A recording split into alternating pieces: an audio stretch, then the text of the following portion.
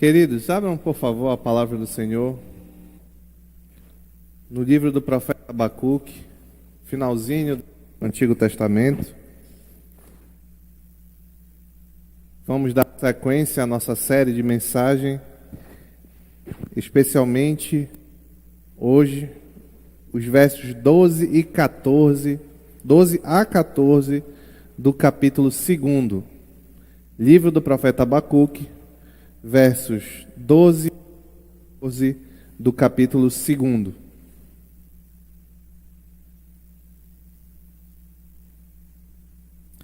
Desde os primórdios, a humanidade é marcada pela violência. A Escritura narra isso, narra esse início, lá em Gênesis, capítulo 4, verso 2 a 8. Vou ler rapidamente aqui para os irmãos. Voltou a dar luz, desta vez a Abel, irmão dele. Abel tornou-se pastor de ovelhas e Caim agricultor. Passado algum tempo, Caim trouxe do fruto da terra uma oferta ao Senhor. Abel, por sua vez, trouxe as partes gordas das primeiras crias do seu rebanho. O Senhor aceitou com agrado Abel e sua oferta, mas não aceitou Caim e sua oferta. Por isso Caim se enfureceu e o seu rosto se transtornou. O Senhor disse a Caim: por que está furioso? Por que se transtornou o seu rosto?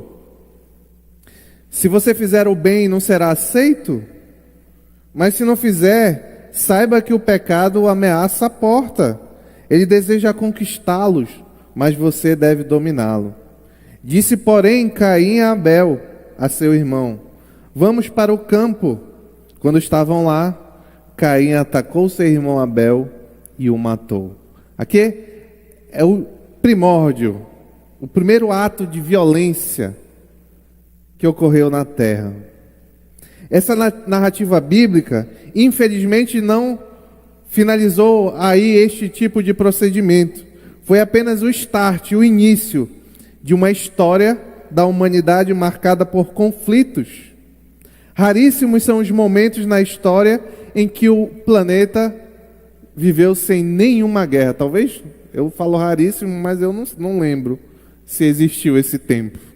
Talvez nem tenha ocorrido. O século XX, por exemplo, ficou marcado por grandes confrontos em diferentes partes do mundo. E esses confrontos específicos, o que assusta é a quantidade de mortos. E eu vou citar só 3. A Segunda Guerra Sino-Japonesa, que foi do ano de 1937 a 1945, que foi a invasão do território chinês pelo Japão, ocasionou a morte de cerca de 20 milhões de pessoas. São estimativas, tá? A Primeira Guerra Mundial, que foi de 1914 a 1918, conflito motivado pela rivalidade entre potências europeias, de um lado, Rússia, Grã-Bretanha e França, e de outro, Alemanha, Áustria, Hungria, Império Otomano e Itália, causou a morte também de 15 a 20 milhões de pessoas. A Segunda Guerra Mundial, de 1939 a 1945, conflito que dividiu o mundo, em que tinha seus principais representantes, de um lado, Alemanha, Itália, Japão, que era o eixo, e do outro lado os aliados, Reino Unido, França, União Soviética e Estados Unidos, causou a morte de 60 a 70 milhões de pessoas. Isso mostra um padrão. A humanidade caída de tempos em tempos se envolve em conflitos em variadas escalas. Umas maiores, outras menores. Um grande exemplo que nós temos disso é o Oriente Médio. Sempre está acontecendo alguma guerra lá. Porém, e aqui está a verdade que nós vamos considerar essa noite, nenhum desses incontáveis eventos estão alheios ao governo e julgamento de Deus. E é o que nós vamos ver no terceiro ai revelado ao profeta Abacuque. Enfim, vamos ao texto dessa noite, Abacuque capítulo 2, verso 12 a 14. Ai daquele que edifica uma cidade com sangue e a estabelece com crime. Acaso não vem do Senhor dos Exércitos que o trabalho dos povos seja só para satisfazer o fogo e que as nações se afadiguem em vão? Mas a terra se encherá do conhecimento da glória do Senhor, como as águas enchem o mar. Oremos ao Senhor. Pai querido, obrigado pela Tua palavra, Senhor. Obrigado pelo que ela nos revela, Senhor, e traz ela ao nosso coração nessa noite, que nós apliquemos a verdade bíblica ao nosso caminhar, Senhor. É o que te pedimos em nome de Jesus. Amém. A descrição de que viria sobre o povo de Judá um grave castigo aterrorizou Abacuque. Em resposta, ele apela ao Senhor, recorre ao Senhor do que foi revelado por ele, e Deus revela que, no verso 4 do capítulo 2, o ímpio, os caldeus, a Babilônia, está envaidecido. Os seus desejos não são bons, mas o justo viverá pela sua fidelidade. O justo, na afirmação do Senhor, permaneceria firme pela fé. Mas na sequência, vamos ver que os desejos dos ímpios, e é o que nós estamos considerando agora, os desejos dos ímpios, daquele povo invasor, não ficaria sem consequência. Essas consequências Deus revela por meio de um provérbio, uma canção de zombaria, onde há 5 ais. Nós já consideramos 2 desses ais. Hoje nós vamos considerar o terceiro. E é interessante notar que tem uma sequência lógica nessas divisões, nessa canção de zombaria que o Senhor revela ao profeta Abacuque. O primeiro ai é dirigido, e nós já consideramos aqui, àqueles que enriquecem, extorquindo e roubando. Reflete uma ação. O segundo ai é contra aqueles que obtêm riquezas injustamente para se proteger, para postergar a existência do Império Caldeu. E aqui nós temos uma finalidade, com que o reino da Babilônia se postergasse na história. Hoje, o terceiro ai, na nossa passagem que vamos considerar, nós vamos ver um meio. Deus reprova o meio que aquele povo usava, a violência.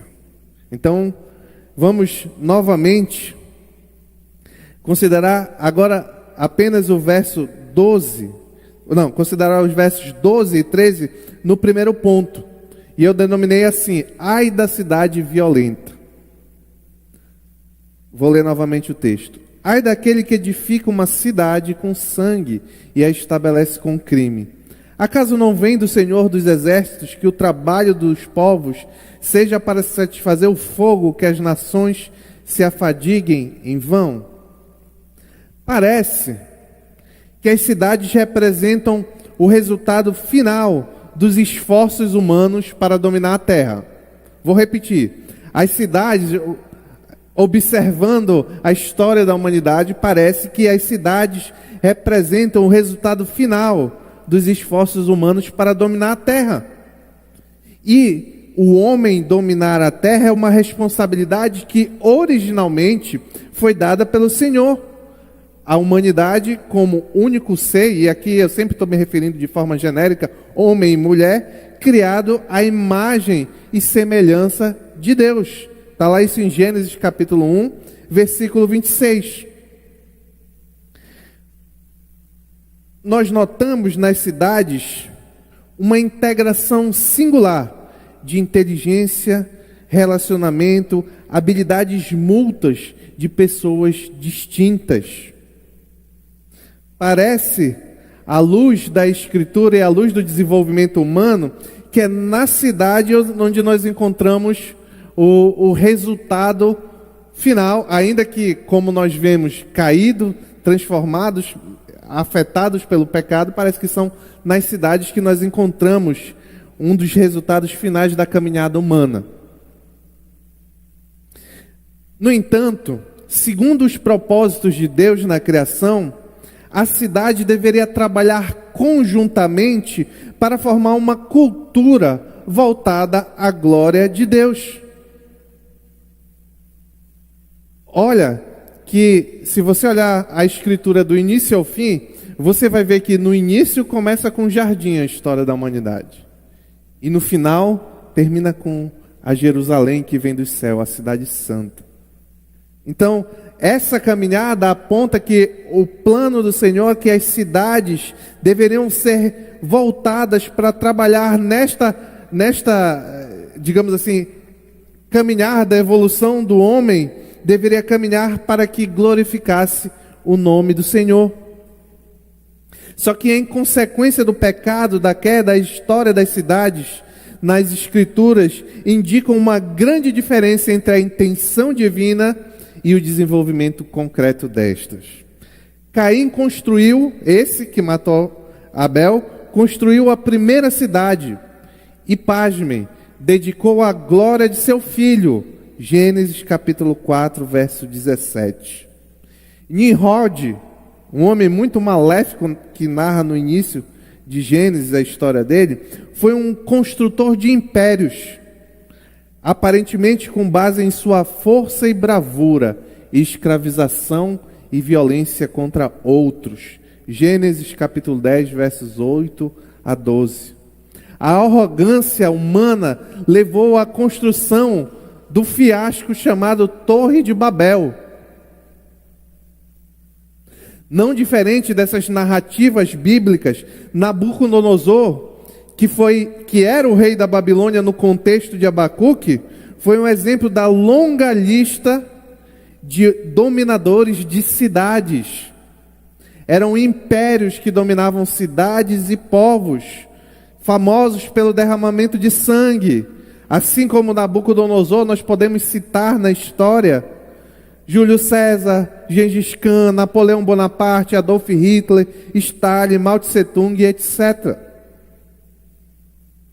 Voltando agora ao contexto de Nabucodonosor, da Babilônia, esta, como já vimos aqui algumas vezes, edificou seu vasto império por meio do sangue de inocentes. Lembrem que nós conversamos que eles eram arrastados como por anzóis, eram colocados verdadeiros anzóis no berço, para que eles não pudessem ser muito, os prisioneiros, não pudessem ser muito arredios, sob pena de arrancar um pedaço da boca. Os cativos, esses que eram escravizados e conquistados por meio da violência, que eram obrigados a construir os monumentos, os palácios e a grande cidade da Babilônia. Como consequência dessa verdade, a felicidade dos caldeus foi erguida sobre a infelicidade dos povos. O riso deles foi erguido sobre os escombros de lágrimas e sangues por meio de sua violência. Isso o Senhor revelou bem claro no próprio livro do profeta Abacuque, quando ele revela para Abacuque como é o povo que vem trazer esse castigo. Volta um pouco lá para o capítulo 1, versos 8 e 9. Deus revela esse caráter do povo caldeu. Versos 8 e 9. Seus cavalos são mais velozes que os leopardos, mais ferozes que os lobos no crepúsculo. Sua cavalaria vem de longe, seus cavalos vêm a galope, vem voando como ave de rapina que mergulha para devorar. Olha aí, no verso 9. Todos vêm prontos para a violência. Suas hordas avançam como o vento do deserto, sem barreira, fazendo tantos prisioneiros como a areia da praia. Claramente, isso nos revela que a lei do Senhor foi violada pelos caldeus, foi violada pela Babilônia. Em especial, aqui é um paralelo com o 6º mandamento: não matarás. A edificação de seu império resultante do derramamento de sangue traz para eles uma máxima que o Senhor vai anunciar agora no verso 12. que eu vou ler só a parte A. Ai daquele que edifica uma cidade com sangue, como é o caso, Deus está dizendo para o profeta, ai daquele que edifica uma cidade com sangue, como é o caso desse povo que eu separei para vir trazer castigo sobre Judá, que andava em pecado. A sequência deste ai de advertência é que Deus revela qual é o destino dessas cidades que cometem esse mesmo tipo de prática. Ele diz: acaso não vem do Senhor dos Exércitos, de Deus, que o trabalho desses povos, ou o trabalho dos povos, seja só para satisfazer o fogo, e que as nações se afadiguem em vão? Eu vou ler na tradução, nova tradução da linguagem de hoje, que eu acho que fica bem mais claro o ensino aqui.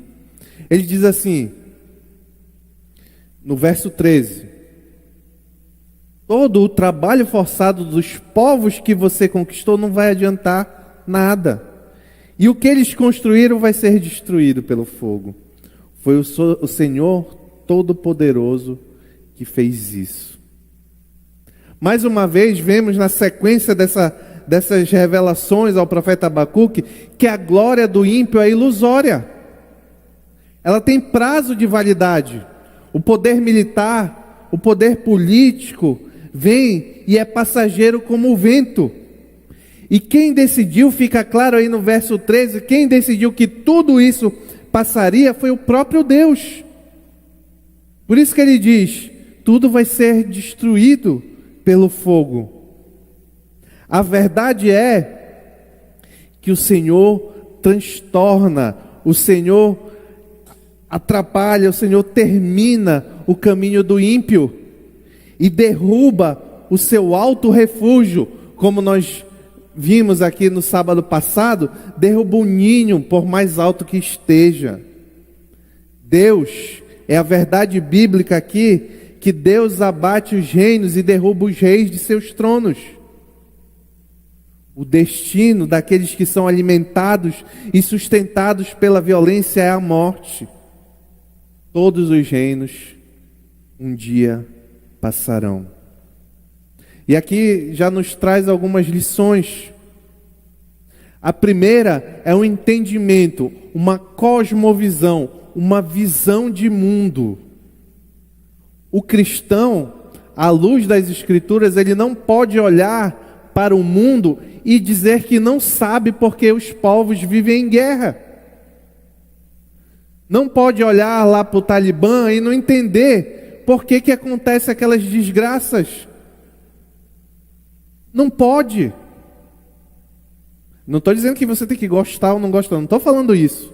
Eu estou falando de entendimento porque essas coisas acontecem. O homem, desde o princípio, o que é mais, uma pergunta, o que é mais difícil de encontrar? Um país guerreando com outro e neste meio cometendo atrocidades, ou um irmão de sangue matando o outro? Eu posso estar enganado em estatística, mas eu não sei, salvo uma exceção ou outra, nenhum caso de um irmão que matou outro, salvo alguma coisa que apareceu na televisão, um filme, etc. Mas eu não sei de um caso de um irmão de sangue que matou outro. Eu não conheço. Quer dizer que não tem? Não. O que eu quero mostrar é que, desde o princípio, a violência do homem foi revelada de forma muito mais clara e crua quando Caim matou Abel, do que em uma guerra.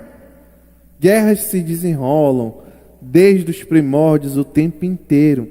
E isso não é para nos confortar e nos alegrar, não. Isso é para nós termos o verdadeiro entendimento, a visão do que e entender por que essas coisas acontecem. O ser humano é caído em pecado. Só que a palavra nos revela que isso não vai ser sempre assim. Nós vamos ver na sequência. Outra coisa é que quando nós voltamos para ver o intento de Deus na criação do homem e como consequência do trabalho do homem na criação, as cidades, a finalidade de toda cidade deve ser a glória de Deus. Deve ser a glória de Deus. É a glória de Deus? Infelizmente, eu não sei se existe uma cidade que possa se dizer, não, essa cidade glorifica o nome do Senhor. No mundo, não sei se existe. Mas independente de se existir ou não existir, o fato é que Deus criou o homem para se desenvolver e criar cidades com esta finalidade. E um dia isso vai chegar. Mas aqui, esse texto traz uma advertência também geral contra a violência. E violência na Escritura é um assunto interessante. Por quê? Porque sempre nós devemos ter uma visão mais abrangente do que parece. Aqui, se nós nos fixarmos no que está acontecendo aqui no contexto de Abacuque, pode parecer que a gente está só falando de violência relativas a guerras, assassinatos, batalhas, etc., tortura, essas coisas. Mas a Escritura nos revela depois que nós devemos sempre enxergar, tratar a violência de uma forma muito mais abrangente, e às vezes ela é muito mais sutil nas nossas vidas do que nós queremos aceitar. Onde é que está isso? Jesus diz, lá no Evangelho de Mateus, capítulo 5, verso 21, o seguinte, falando justamente do mandamento que os caldeus descumpriram, o 6º mandamento, se eu não me engano, não matarás. Diz assim o Senhor Jesus Cristo: vocês ouviram o que foi dito aos seus antepassados: não mate, quem matar será julgado. Mas eu lhes digo, qualquer um que ficar com raiva do seu irmão será julgado. Quem disser ao seu irmão, você não vale nada, será julgado pelo tribunal. E quem chamar seu irmão de idiota, estará em perigo de ir para o fogo do inferno. Olha como a violência parece que entrou muito mais no nosso contexto do que estava antes. Eu tenho certeza que não tem ninguém aqui matando gente. Eu acho, né? Eu espero. Vocês não estão matando ninguém, né? Então, eu acho que não tem ninguém aqui que está cometendo assassinato. Ninguém aqui que está torturando. Pode ser que não tenha ninguém aqui que está agredindo fisicamente outra pessoa. Mas será que nenhum de nós temos agido com uma violência muito mais sutil? Violência verbal? Ofender, humilhar. É esse tipo de violência que o Senhor Jesus Cristo, com toda a sua sabedoria de Deus e autoridade, inclui no descumprimento do 6º mandamento de não matarás. É esse tipo de violência. E ela pode ser mais sutil, mais difícil de se perceber quando você vai para as redes sociais. Será que nós não estamos chamando ninguém, dizendo a ninguém, eu leio na nova tradução da linguagem de hoje, esse texto de Mateus, será que nós não estamos por meio das nossas redes sociais dizendo que alguém não vale nada? Ou não temos ficado com raiva? Olha, não precisa nem praticar uma ação em si contra outrem para que o nosso Senhor Jesus Cristo entenda que houve infração deste mandamento. Será que nós não temos chamado um irmão de idiota?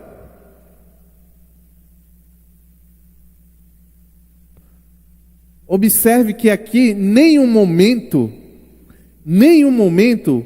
é a intenção do texto afirmar que você tem que chegar ao irmão e falar para ele que ele é idiota. Não está dizendo isso. Ele está advertindo quanto a chamar outro de idiota. O texto que nós estamos considerando nessa noite não é esse. Então não vou entrar em mais detalhes quanto a que é cada uma dessa ofensa, mas é a violência em si que nós estamos tratando. E a violência, ela pode ser muito sutil. Às vezes nós podemos ser violentos com os nossos familiares. Geralmente é uma violência. Tem pessoas, e eu entendo a razão, que na rua não são violentos, porque a resposta é terrível dessa violência, muitas vezes. Mas em casa ali a pessoa vira bicho. Às vezes é no casamento, às vezes é com aquela pessoa que você tem mais intimidade. Você pode se perguntar, à luz desse texto ainda de Mateus, se nosso Senhor Jesus Cristo não está se referindo somente a irmãos. Pode ser que sim, mas que critério? Eu sei que a palavra nos revela que existe algumas coisas para nós observarmos quem é irmão, quem não. Professa o nome do Senhor Jesus Cristo. Eu sei que luta contra o pecado. Alguém que dá um bom testemunho. E ainda assim, às vezes tem pessoas que é bem difícil enxergar essas coisas e talvez sejam crentes. E nós estamos ofendendo, humilhando, sendo violentos. Cuidado, quando nós olhamos para o pecado da violência e achamos que só se trata de violência física. Existem vários meios de violência. O segundo ponto é a vitória dos justos. Está lá no verso 14. Diz assim a palavra do Senhor: mas a terra se encherá do conhecimento da glória do Senhor, como as águas enchem o mar. Claramente a humanidade não teve sucesso em cumprir o intento original de Deus de criar nações e cidades que vivam para a glória de Deus.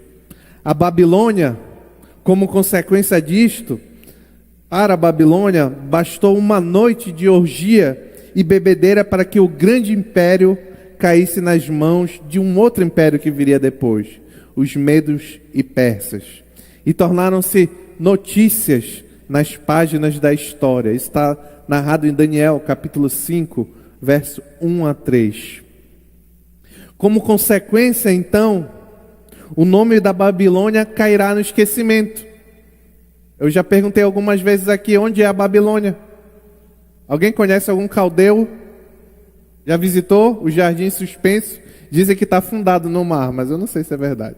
Alguém já visitou o Jardim Suspenso da Babilônia? Tenho certeza que não. A consequência da Babilônia é a queda, da violência da Babilônia é a queda. Mas a verdade bíblica aqui é que a terra se encherá do conhecimento e da glória do Senhor. O Senhor intentou algo, e aquilo que o Senhor intenta, acontece. Ainda não aconteceu, mas vai acontecer. O Senhor garante que um dia, e olha, reflita, imagine e pense sobre esse maravilhoso dia. Um dia, nós viveremos nesta terra, renovada, novo céu e nova terra, onde talvez canções, a literatura, a arquitetura, tudo, eu não sei o que vai ter, o que não vai ter. A Bíblia revela algumas coisas, mas a gente não vai entrar nesse tema agora. Mas tudo que acontecer nesse novo céu, nessa nova terra, é voltado para glorificar o nome do Senhor. Isso pode parecer contraditório com o que nós lemos no verso 13, sobre o fogo consumidor, sobre como essas nações que hoje imperam com violência estão destinadas ao fogo consumidor, porque o Senhor fez assim. Contudo, não é nada contraditório. A Bíblia nos revela que a pecaminosidade humana, a depravação humana, é uma preparação para a infalível revelação da glória de Deus. Isso a gente pode ver lá no texto de Números. Seria importante os irmãos abrissem a palavra do Senhor nesse texto, para entender, é no detalhe aqui. Números capítulo 14, versos 20 a 23.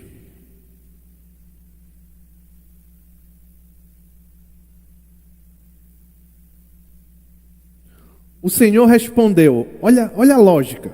O Senhor respondeu: eu o perdoei, conforme você pediu. No entanto, aí olha lá, juro pela glória do Senhor que enche toda a terra. O que está em vigor aqui, o que é o fundamento do juramento é a glória do Senhor. Que nenhum dos que viram a minha glória e os sinais miraculosos que realizei no Egito e no deserto, e me puseram à prova e me desobedeceram 10 vezes, nenhum deles chegará a ver a terra que prometi com juramento aos meus antepassados. Ninguém que me tratou com desprezo haverá. O que esse texto nos revela? Qual é o detalhe? A glória do Senhor é o fundamento pelo qual o Senhor revela que aqueles que andaram em pecado contra o Senhor não verão a terra prometida. O castigo, em outras palavras, parafraseando, o castigo que o Senhor vai trazer sobre aquele povo, que trouxe sobre aquele povo rebelde, que vagou 40 anos no deserto, o castigo que o Senhor trouxe sobre eles foi para revelar a glória do Senhor, ou seja, serviu com o intento de revelar a glória do Senhor. Isso é uma lógica factível, se nós pensarmos um pouco sobre isso. Nós só podemos conhecer e saber que Deus é justo e a sua justiça na medida que Ele se revela contra a maldade. Certo? A lógica é, se não existisse nada de mal, nada de pecaminoso, não haveria necessidade de haver justiça. Pelo menos um modo de justiça. A justiça na medida que é condena a maldade. Então a glória do Senhor é revelada na forma como Ele opera a justiça no mundo. E prosseguindo no texto, voltando para o nosso texto de Abacuque, no verso 14, a imagem revelada ao profeta é que o mundo se encherá como as águas enchem o mar. E aqui é uma difusão universal. Quando você tira alguma parte, você anda em algum lugar no mar que não tenha água, aí lá vem o espírito difícil, o irmão difícil. E as ilhas, pastor? Não, esquece. Foca aqui. Como as águas enchem o mar. Ele está falando que as águas, a glória de Deus vai se espalhar por toda a terra. Um dia, o reino de Deus indestrutível, universal e eterno estenderá seus limites para todos os quadrantes da terra e jamais será abalado. Novo céu e nova terra. Obviamente, não se pode dizer que essa grande expectativa profética encontrou seu cumprimento na derrota do povo caldeu, em 539 a.C. Mas a retidão de Deus certamente se revelou. Aqui, a glória do Senhor é revelada quando Ele promete ao profeta Abacuque que isto vai acontecer. Isto acontece. Mas ainda há um caráter em que essa glória vai se espalhar como as águas do mar. E ainda há um caráter que essa profecia, que teve um cumprimento ali com a Babilônia, também terá o cumprimento integral. Nós já conversamos aqui sobre o duplo cumprimento, o variado cumprimento de profecias. Às vezes o profeta é revelado algo, o profeta que tem um acontecimento próximo, como é o caso aqui, a destruição da Babilônia, mas que aponta de forma definitiva e integral para um acontecimento futuro. Esse é o caso aqui. Verá esse dia em que a glória do Senhor vai se espalhar por toda a terra. Foi quando a Babilônia caiu? Em algum sentido sim, mas ainda virá de forma integral, repito. Isso está revelado na Escritura. Apocalipse, olha esse texto, você tem que marcar esse texto. Apocalipse capítulo 11, verso 15.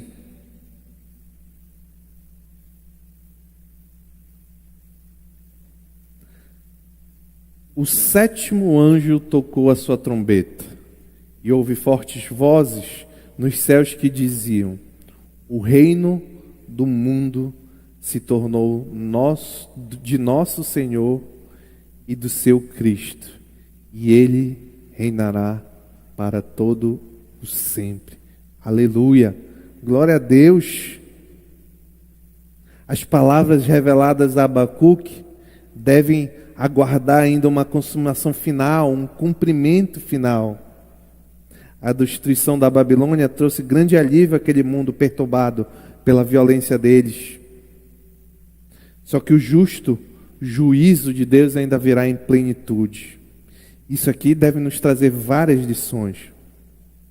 A primeira é um encorajamento, é uma alegria. Nós temos que andar com bom ânimo, porque nós, aqueles que entregaram a vida a Jesus Cristo, são guerreiros de uma batalha que já foi vencida. O final da batalha foi revelado, nós acabamos de ler aqui. O reino do mundo se tornou de nosso Senhor e de seu Cristo. Quem são os servos? Quem são os cidadãos da cidade do nosso Senhor e de seu Cristo? Somos nós, os cristãos. Um segundo sentido, em que traz uma lição muito importante, é a urgência da evangelização. Porque se existe uma cidade em que o Senhor reinará para sempre, nós sabemos que o passaporte para entrar nela é a fé em Jesus Cristo. E essa fé em Jesus Cristo só existe um meio de ser colocada no coração do homem por meio da obra do Espírito Santo, e esse meio é a pregação do Evangelho. O Evangelho é urgente. Sabe por que é urgente? Porque nós não sabemos, por duas razões básicas. Primeiro, nós não sabemos quando vamos morrer. E se nós somos crentes, nós não vamos morrer. Mas se quem não é crente, não sabe quando vai morrer. Então, ouvir o Evangelho e se arrepender pode ser a diferença entre uma eternidade no inferno ou uma eternidade com o Senhor. Segundo, é porque nós não sabemos quando será o cumprimento dos planos do Senhor. Não vai ser eterno. Este mundo, da forma como ele é hoje, ele não vai ser eterno. Vai chegar um dia em que o Senhor vai voltar. E esse dia vai ser terrível, diz a Escritura. Terrível para os ímpios. Como eu entendo a escatologia, um pouco terrível também para quem não é ímpio. Mas depois melhora. Então, notem que o evangelismo, quando a gente está esse mês de campanha de missões nada mais é do que uma prática evangelística, nós estamos nesse mês é porque a mensagem do Evangelho é imperativo. Nós oramos agora há pouco aqui sobre nós também sermos de alguma forma missionários no nosso meio, onde nós temos influência. Às vezes, graças a Deus o Senhor me deu a oportunidade de um dia tirar isso de cima de mim. Mas durante muitos anos eu não tinha coragem, ânimo, muitas vezes desejo de compartilhar o Evangelho com os meus amigos de trabalho, onde eu trabalhava. E eu tenho um profundo carinho por eles. E eu conheci o Evangelho. E eu ficava assim, eu me sentia meio fraco primeiro, em primeiro lugar, e depois também egoísta, de não compartilhar tão maravilhosa notícia com aqueles com quem eu gosto ainda, que eu gosto e gostava tanto. Eu já fiz isso. Depois que você compartilha o Evangelho, é uma obra sobrenatural, é só o Senhor que pode fazer. Mas impende a nós, e é um mandamento na Escritura, que nós compartilhemos o Evangelho. Então, é necessário que nós façamos isso. Individualmente, também, se você está aqui nessa noite e ainda não entregou, está nos visitando, ou então nunca se sentiu à vontade para entregar a sua vida a Jesus Cristo, essa mensagem também é para você. Vai ter um dia, mais cedo ou mais tarde, na vinda do Senhor, ou se você falecer antes do Senhor voltar, em que você vai ser julgado. E não pense que por méritos e boas ações, se você as pratica, que isso vai levar você a algum lugar. Só existe uma justiça que pode salvar o homem: a justiça de Cristo, que não cometeu mal nenhum e é justificador de todo aquele que crê nele. Então, se você está aqui nessa noite e ainda não entendeu essa verdade, ainda não se entregou a Jesus Cristo, cuidado. Faz enquanto é tempo. Entregue a sua vida. Confia no Senhor Jesus Cristo. Recebe pela fé a justiça dele para você. Porque os que fizeram isso vão ser julgados? Vamos. Todos nós vamos ser julgados. Mas quando chegarmos diante do trono do Senhor, Ele vai olhar para cada um de nós, aqueles que se arrependeram e verdadeiramente têm fé em Cristo Jesus, e vai dizer, vai ver o selo do Espírito Santo e vai dizer, este aqui é justo. Este aqui é justo. Ah, mas ele fez isso, mas ele mentia, mas ele pecou, mas ele fez... A justiça não vem dele, vem de Cristo Jesus. Em conclusão, os reinos deste mundo e suas guerras passarão, mas o reino de Cristo encherá toda a terra.